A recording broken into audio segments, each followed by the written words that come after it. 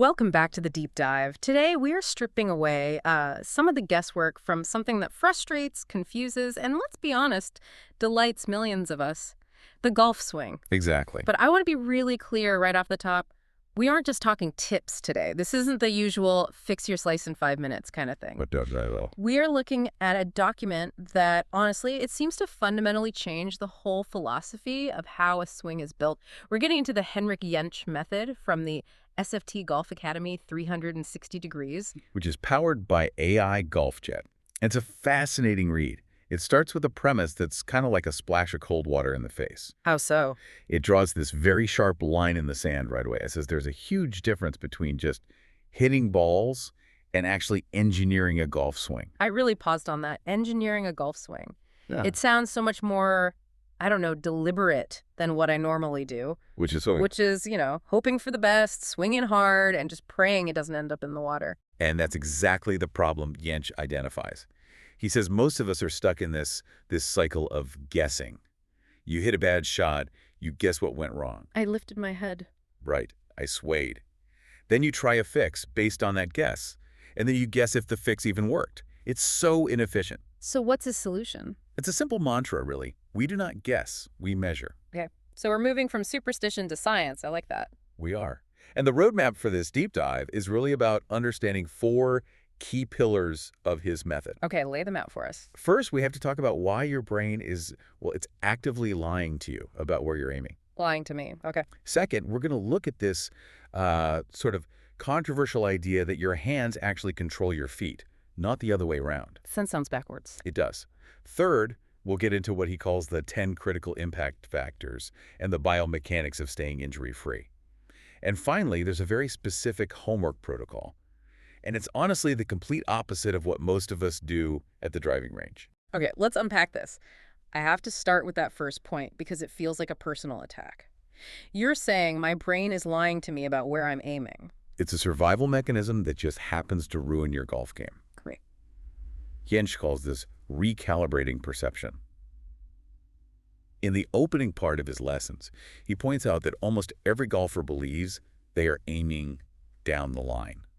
It feels square. It feels comfortable. Exactly. Yeah. But in reality, what feels square to the player is almost always aimed significantly left of the target. Why left? Is that a right-handed golfer thing? It is, because we stand to the side of the ball, our perspective is skewed, we think we're looking down the line, but our eyes are playing tricks on us. So how does he prove this? He uses something called the shaft calibration drill. It's basically a reality check. Okay, walk me through it. So the player sets up to the ball just like they normally would. Then, Jentsch has them remove their trail hand. So my right hand. Your right hand, for a righty, with just the lead hand on the club, they have to point the shaft directly at the end of an alignment stick that's placed on the target line. Okay, so I'm holding the club with my left hand, pointing it at the stick. What am I supposed to see? This is the key moment.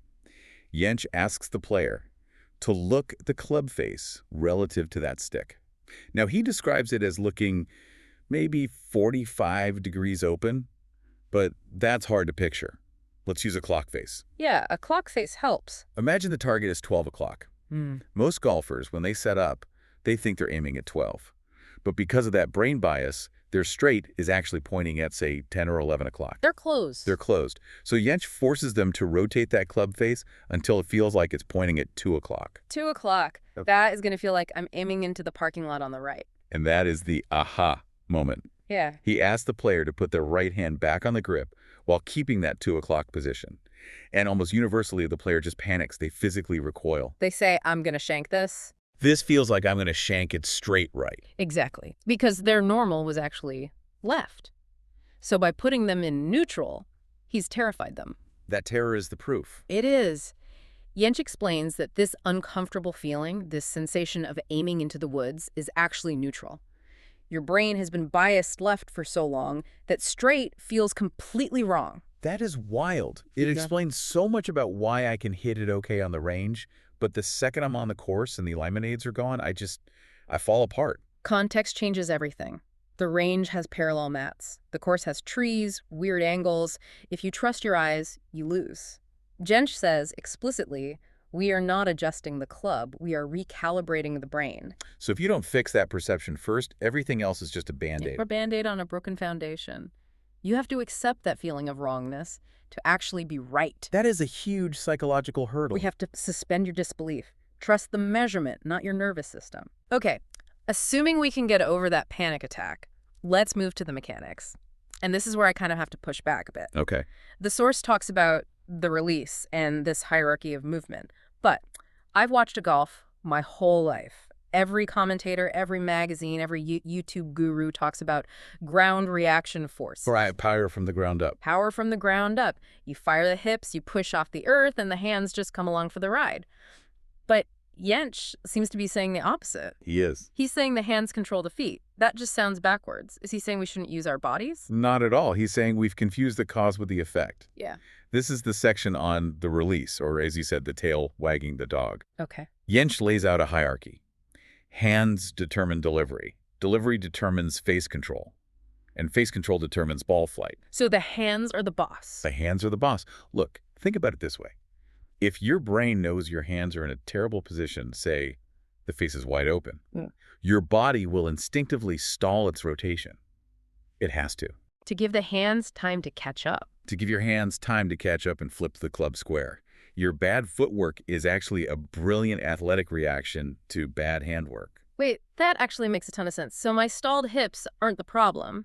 They're the solution my body invented to stop me from hitting a massive slice. Spot on. You can't fix the hips if the hands are still forcing them to stall.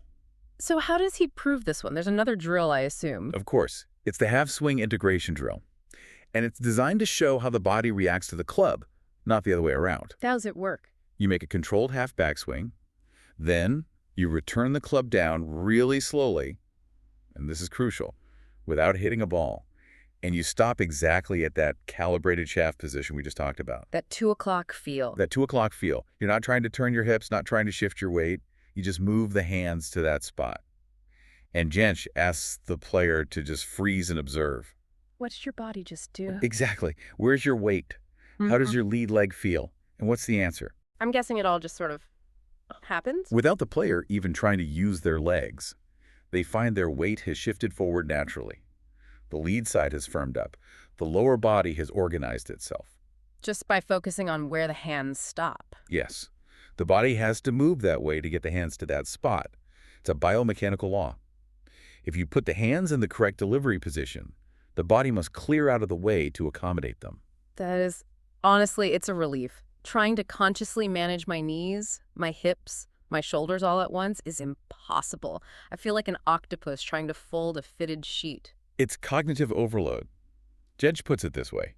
You can change your feet to influence your release. Or you can change your release and allow the feet to reorganize. He chooses the latter. Because it's more efficient. Because the release dictates the geometry of impact. Fix the release, and the ground forces happen automatically. That just makes the game feel so much simpler. Focus on the business end of the club and let the body support it. But let's talk about that business end. Impact. The source mentions precision engineering and lists 10 critical impact factors. We don't have to list all 10, but It's a comprehensive list. there were a couple that stood out, specifically gear effect. I feel like I hear that term thrown around by equipment nerds, and I just tune out. It sounds like a physics lecture. It is physics, but it's vital for your scorecard. You can't ignore it. Okay, break it down for me. Why should I care about gear effect? So imagine the club head and the ball are two gears meshing together. If you hit the ball off the toe of the club, away from the shaft, the club face actually twists open upon impact. Right, because there's no support out there on the toe. Correct. And because the club twists open clockwise, the gears grind, and it imparts the opposite spin on the ball. The opposite spin. So a toe hit creates hook spin. A heel hit creates slice spin. Wait, so if I hit a hook, it might not be because I made a bad swing path. It could just be that I missed the center of the face by half an inch. That is the tragedy of amateur golf. You might make a perfect swing, hit it off the toe, see the ball hook left, and then think, oh no, I'm coming inside too much. And you try to fix it. You change your swing. Yeah. But your swing was fine, your contact was just off. Understanding gear effects stops you from fixing things that aren't broken. That is huge. I bet half the fixes I try are just reactions to off-center hits. What about low point depth? That sounds technical. Low point depth is the difference between a pure, compressed iron shot and a thin skull or a fat chunk. It's where the arc of your swing bottoms out relative to the ground. So just hitting the ball first. A little more nuanced. Jentsch is evaluating the vertical and horizontal contact points. Most amateurs bottom out too early, behind the ball. The classic fat shot, or thin if you miss the ground. Right. But Jentsch's method emphasizes that if you get that hand release correct, the shaft stays leaning forward. And when the shaft leans forward, the low point moves forward. So the divot happens after the ball. Every single time. You don't have to try to hit down. The geometry of the release forces the low point forward. It's automatic compression. It eliminates the slice and tightens dispersion without you having to swing harder. Better results, less effort, the dream.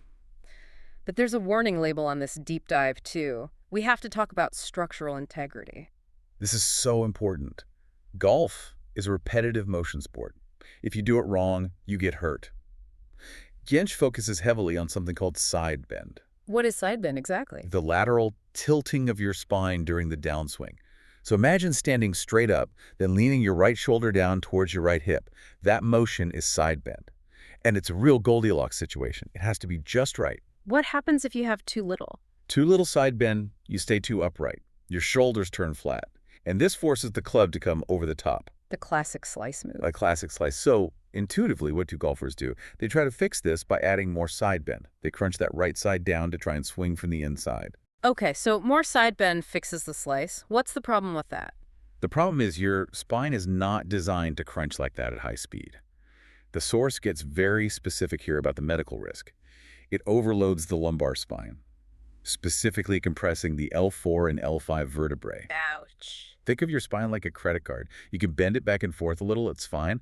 But if you fold it sharply in the same spot over and over and over again. Eventually you get a crease, and then it snaps. Exactly.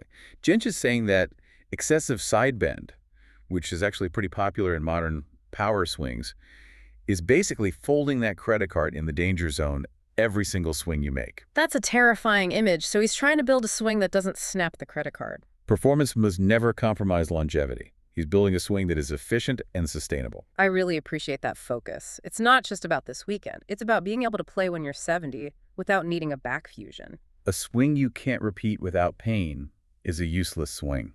Okay, so we've recalibrated our brain, we've let the hands lead the feet, and we're protecting our spine. Now comes the part where the rubber meets the road, the homework protocol. And I have to be honest, reading this made me feel incredibly guilty. This is where most people fail, according to Jentsch.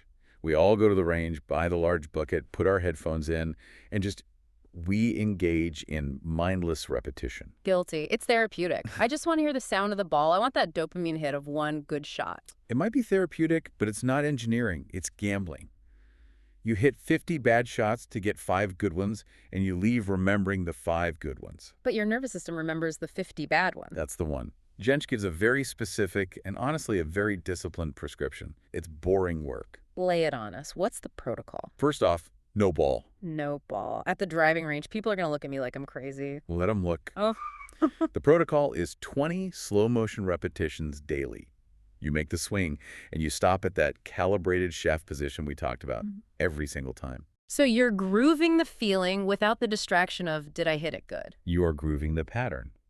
And there's another requirement. You have to film it, specifically from down the line. Why the camera? Can't I just feel if it's right? I know what my hands are doing. Do you? Remember section 1. Your feelings are liars.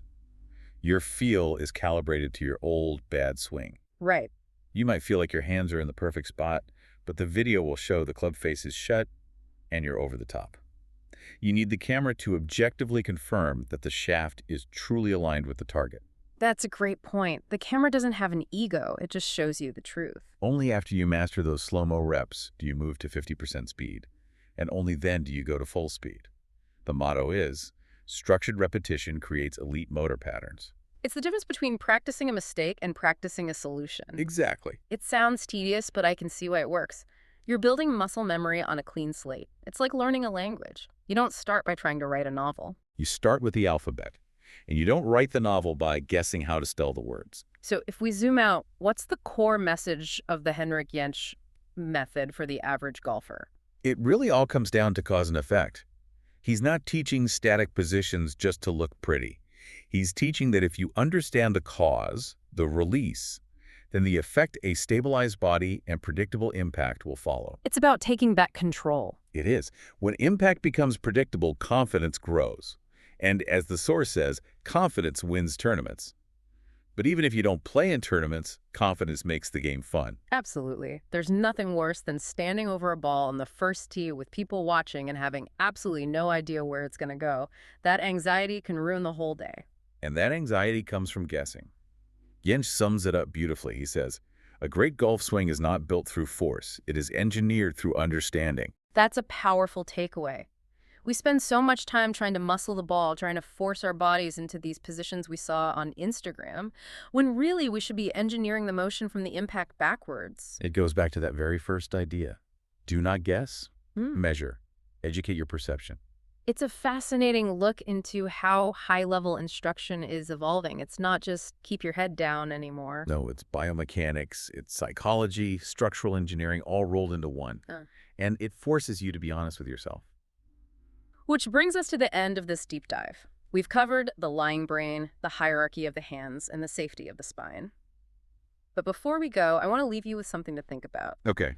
We talked a lot about how your brain normalizes a left bias in golf. It feels square, but it's wrong. It feels safe, but it's misaligned. And fixing it feels really uncomfortable. Feels like you're aiming for disaster. Exactly. So here's the question for you, the listener. If your brain has been lying to you about where you're aiming in golf for years because it feels normal, what other habits or beliefs in your life feel square right now, but are actually misaligned? What feels neutral to you but is actually sending you into the woods? That is a scary thought. It makes you question your own baseline. Sometimes you have to feel like you're aiming way out to the right just to hit it straight. Thanks for listening to The Deep Dive. We'll see you next time.